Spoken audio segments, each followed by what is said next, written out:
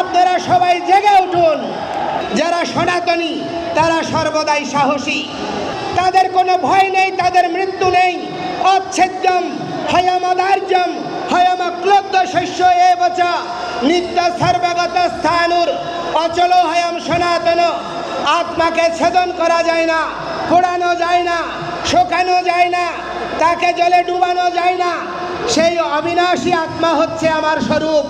প্রতিটি সনাতনী অমৃতের সন্তান, চিন্নন্ত বিশ্বে অমৃতস্য পুত্রা। অনেকে তো একবার মরে, আর আমরা শুধু বারংবার জন্মগ্রহণ করি, আমাদের মৃত্যু হয় না। তো সুতরাং যাদের মৃত্যু নেই তারা কেন ভীত হবে? যারা ভীত হবে তারা অমৃতের পুত্র নয়।